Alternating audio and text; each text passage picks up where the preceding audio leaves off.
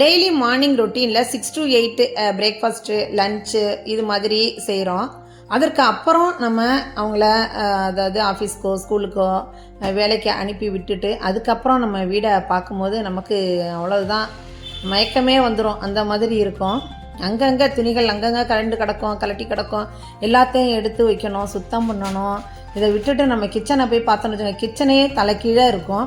அப்படி இருக்கும். அது எல்லாத்தையும் நம்ம எடுத்து வச்சு நம்ம பார்த்து அந்த வேலையெல்லாம் முடிக்கிறதுக்கு 12 மணி ஆகும். எல்லா வேலையும் பார்த்து பெருக்கி சுத்தம் பண்ணி துணி துவைச்சி இவ்வளோ வேலைகள் இருக்குது இல்லையா நமக்கு. அதை தான் நான் க்ளீன் பண்ணிகிட்ருக்கேன். அவங்க ஸ்கூல் கிளம்பிட்டாங்க. ஸ்கூலுக்கு போன பிறகு கிளாத்தெல்லாம் அங்கங்கே சதுரி கிடஞ்சி எல்லாத்தையும் எடுத்து மடித்து வச்சுட்டு கிச்சனை க்ளீன் பண்ணுவோம் அப்படின்ட்டு பாத்திரம்லாம் எடுத்து பொறுக்கிட்டுருக்கேன்.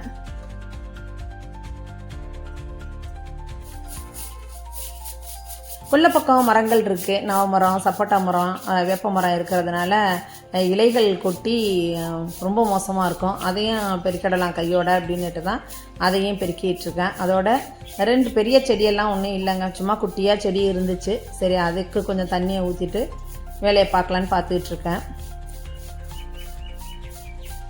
பால்கனியில் பெரிய கார்டனே வச்சுருந்தேன். நிறைய செடிகள் வச்சுருந்தேன். ஏகப்பட்ட செடிகள் நல்லா ரொம்ப அவ்வளவு இருந்துச்சு. ரொம்ப அழகாக இருந்துச்சு. புஜிமா கல்யாணத்துக்கு முன்னாடி வரைக்கும் அதை மெயின்டைன் பண்ணோம். அதுக்கப்புறம் எங்களால் மெயின்டைன் பண்ண முடியல. ஸோ அதை வைக்கலை, அதை எடுத்துட்டோம், அப்படியே எடுத்தாச்சு.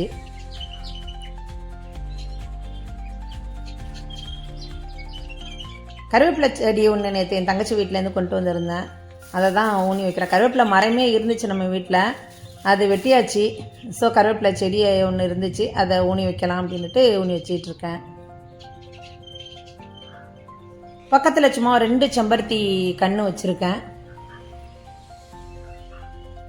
இந்த பழுப்புலாம் இருந்துச்சுன்னா அதெல்லாம் பிச்சு அந்த செடியில் அந்த மண்ணிலே போட்டுட்டிங்கன்னா அதுக்கு உரமாகவே ஆகிடும். அதை வெளியில் போட வேண்டியதில்லை. இப்போ பாருங்கள், கிச்சனை க்ளீன் பண்ணியாச்சு.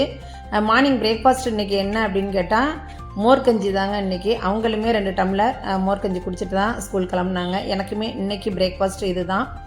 இன்னைய விலாகு இது தாங்க. இதுக்கப்புறம் உட்காந்து கொஞ்சம் ரெஸ்ட் எடுக்க வேண்டியது தான். இந்த விலாக் உங்களுக்கு பிடிச்சிருந்துச்சுன்னா கமெண்ட் பண்ணுங்கள். மறக்காமல் சாந்தி சண்டர் விலாக்ஸை சப்ஸ்கிரைப் பண்ணுங்கள். உங்கள் ஃப்ரெண்ட்ஸ் அண்ட் ரிலேட்டிவ்ஸ்க்கு ஷேர் பண்ணுங்கள். தேங்க்யூ.